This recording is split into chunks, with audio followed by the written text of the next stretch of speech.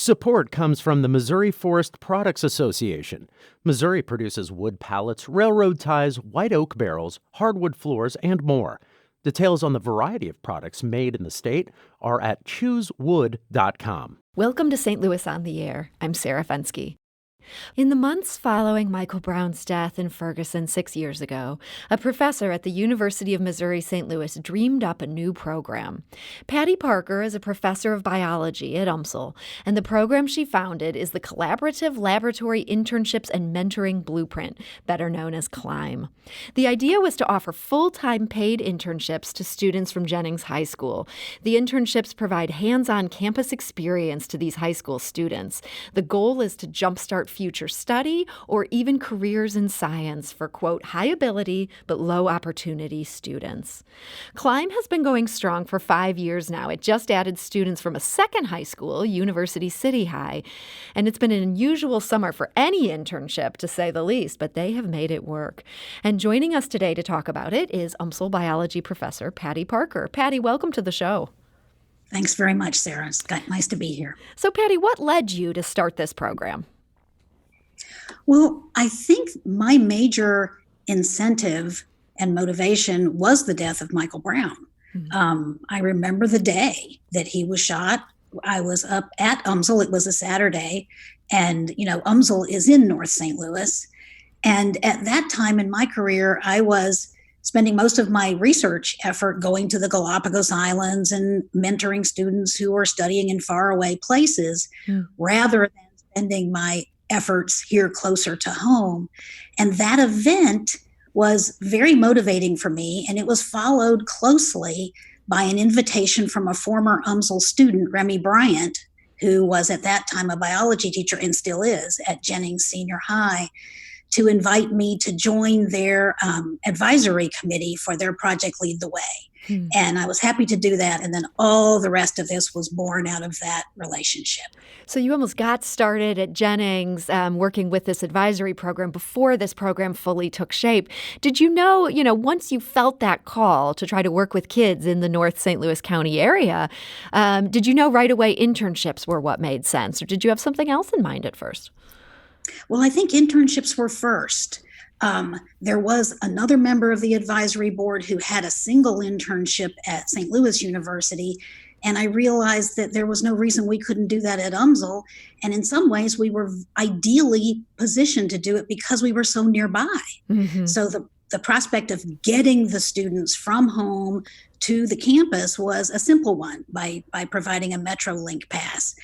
It just did quickly come to internships as the vehicle that we could offer to try to make a difference in this environment of the haves and the have-nots, to try to sort of even that playing field and provide opportunities to these low opportunity but very, very bright students. So I want to ask, so many internships, they end up being 10 hours a week, something like that, or they're unpaid. People are just doing it for the experience. Why was it important to you to have these be full-time work and paid work? Well, they actually started as half-time paid, and that way we could reach twice as many students.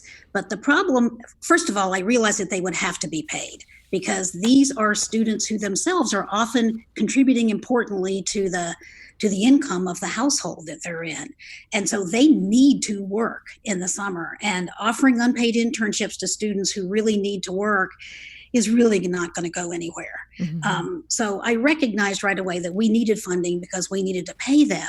The first summer that we did it, it was 20 half-time positions, and almost all of those students got other half-time jobs because they wanted to take full advantage of the summer to try to earn as much money as they possibly could. And that made scheduling a nightmare. So we talked to the school and we talked to the funder and we said, what about half as many students, but twice as much time commitment? And that way we can outcompete those other half-time employers and pay for them to come full-time 40 hours a week to UMSL. And that was the key to success. And so that ended up working out. People were on board for 40 hours a week. They were up for having this full-time job. They were up for having this full-time job. And you might want to talk to Dakota about that, who I know is here with us, one of the students. And I think the real pressure was from the faculty side, because each one of these students comes to UMSL and engages in authentic research with a faculty-led research laboratory. There are several of them in the chemistry department, several of them in the biology department, math and computer science, physics. We've had anthropology, we've had economics, and this year we've added communication. So they really are across campus. And coming up with a 40-hour-a-week program where an individual set of researchers can work with, oversee, and engage in the full research process, a 17-year-old, is something that requires a lot of thinking from the university side of the equation. But your fellow professors, it sounds like they were up for that challenge. They were. And so you also, and we do want to talk to Dakota here in just a second, but I wanted to ask you one more question before I turn it over to her. And that is, you'd mentioned the funder. So what ended up being the funding source for this whole program? Well, even to this day, we are funded primarily by a private individual who wishes to remain anonymous. I just actually met with him at length on Friday. And he is a St. Louis citizen, and he wants to see the right thing done in St. Louis and help establish a pipeline to STEM jobs for deserving students who have lacked access to those pathways. And he is just this wonderful person. We have, with additional funding from the TRIO Foundation, been able to expand this year to invite 3 additional interns from University City. And then we also have funding from the Webster Groves Nature Studies Society that has added 3 additional interns to the 2020 cohort. So how many are you up to now? 16. 16, so wow. Yeah, and a big chunk of that is this anonymous individual. I am so fascinated by that. I mean, this guy just must be, it's just amazing. He's really putting his money where his mouth is. He really is. It's not about the recognition to him. He's a wonderful person.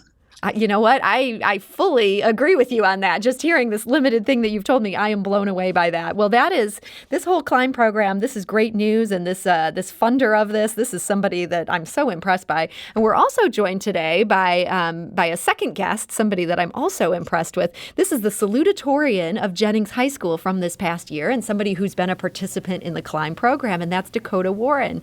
Dakota, welcome to the show. Thank you for having me. So, Dakota, I understand you first participated in Climb in the summer of 2019. What led you to apply to this program? I originally applied because my sister had been in the program the year before me, and a lot of my principals were pushing for me to do the internship because they thought it'd be a good fit for me. Had you been interested in science even before this program? I was interested in psychology, but not really research until I decided to do the program. And how did the program end up getting you more interested in the research side of things? It made me fully realize that research isn't just like sitting in a room all day and like reading research papers and trying to figure out solutions that have positive results every time. It's about trial and error. Sometimes, depending on your research topic, you have to go out, leave the lab, and have in-person talks or experiments with whatever your topic is. So you were there in the summer of 2019. This is before any of us even knew that COVID-19 was going to change our lives in all sorts of horrible ways. What were you working on throughout the course of that summer? I was actually in Dr. Parker's lab, and we were working with birds, trying to discover if they had avian malaria or not. And we were looking at 2 distinct species, trying to figure out if avian malaria was the cause of why one species was able to prevail more than the other. So were you working with living birds on this?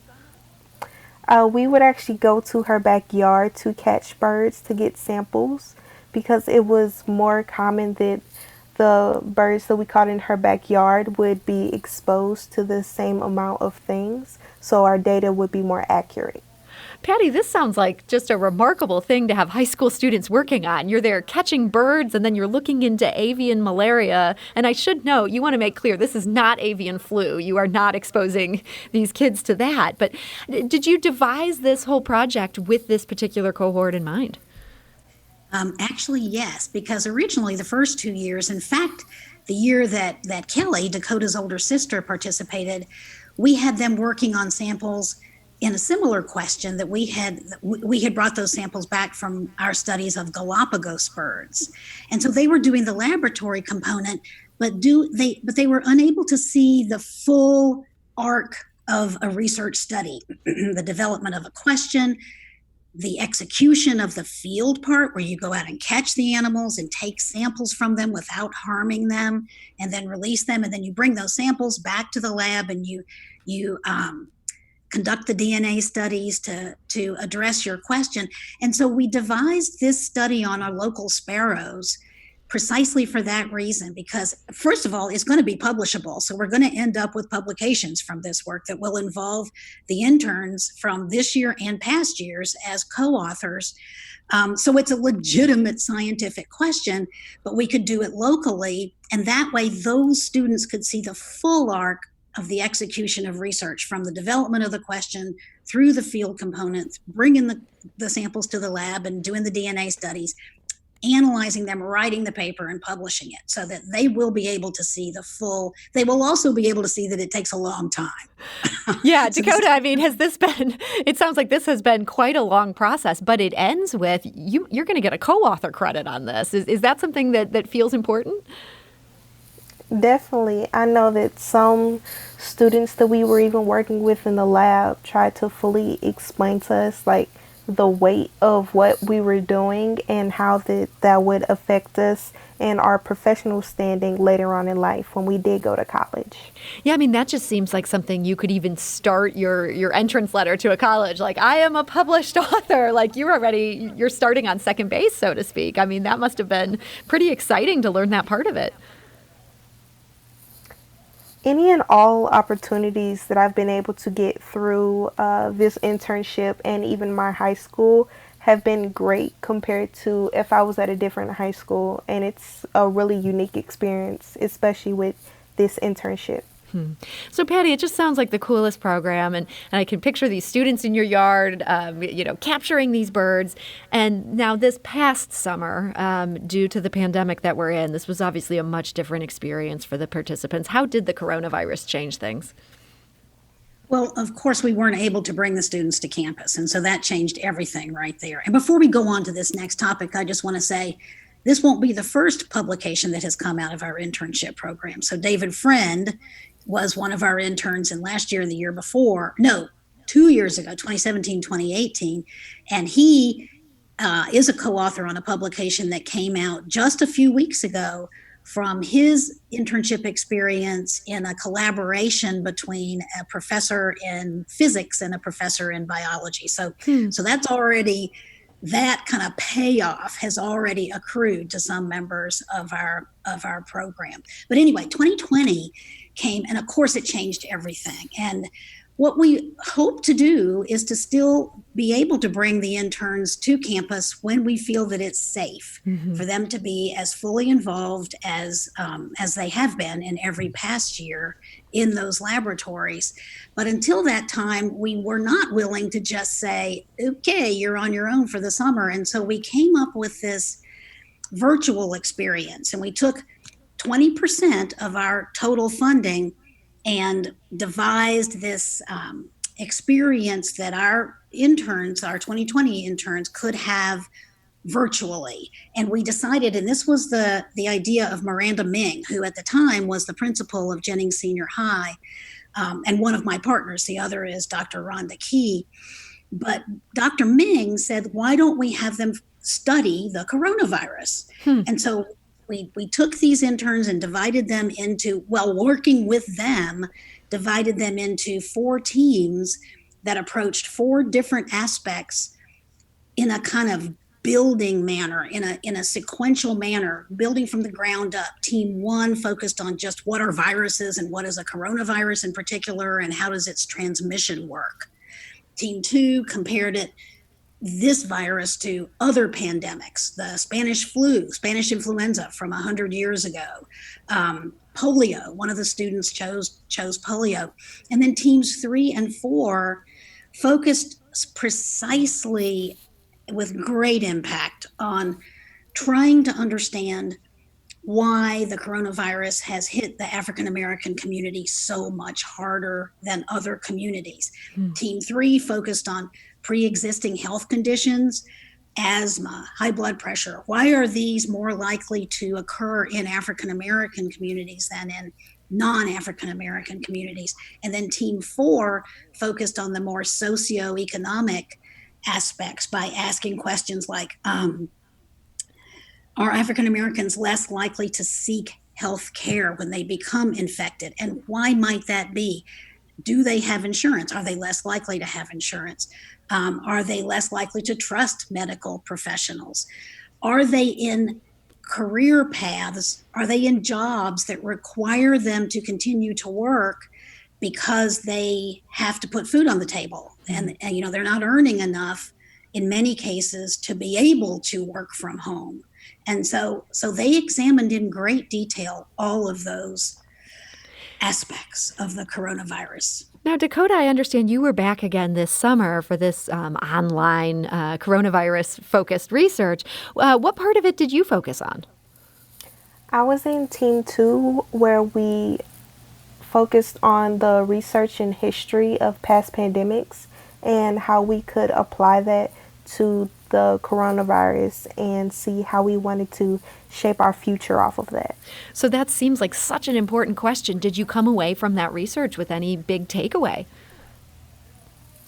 It was mainly about making sure that we all did our part in wearing our masks and making sure that we were distancing ourselves effectively and being mindful of those that are more susceptible to the disease, and trying to make sure that we are patient in relaxing those restrictions that we have put in place on businesses and whenever we go outside and things like that.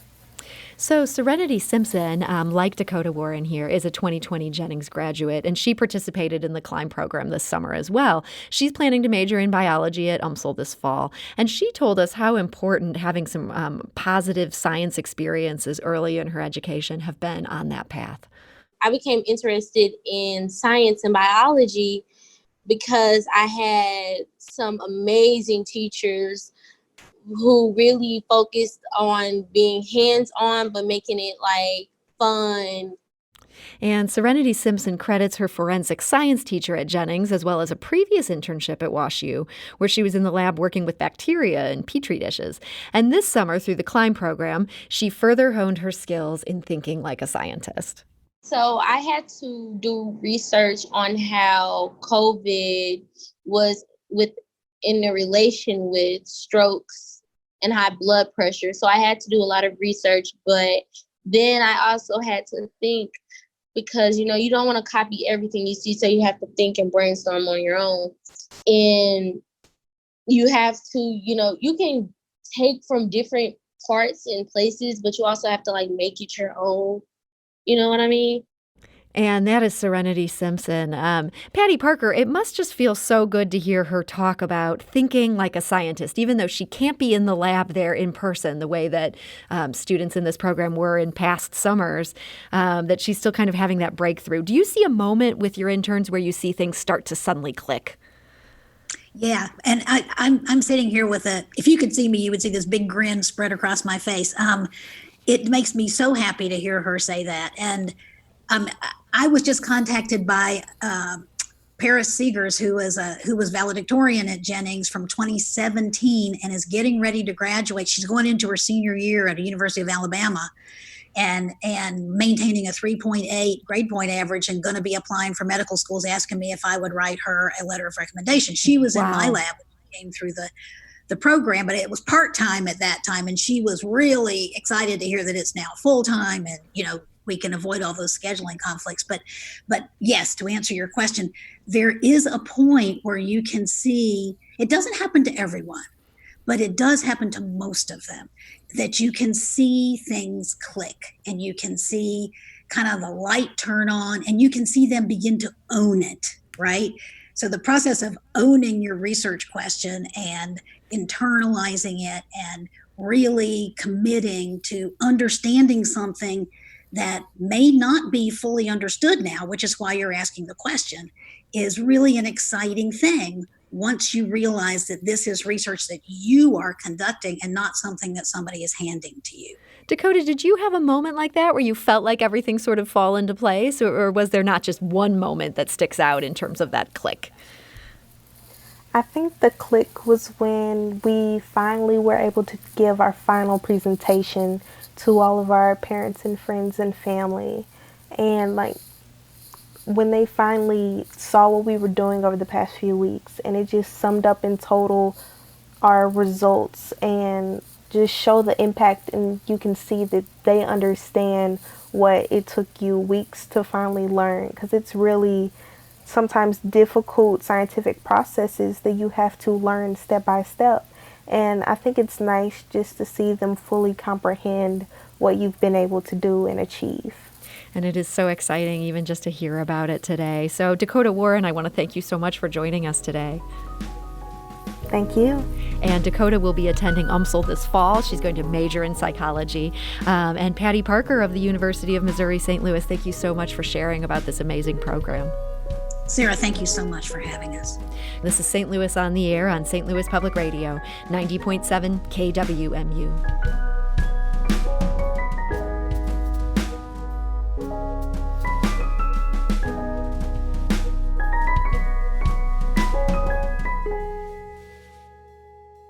Support comes from Missouri Forest Products Association, committed to sustainable and sound conservation of the state's forests, which support more than 41,000 Missouri jobs, resulting in a $10 billion industry. ChooseWood.com.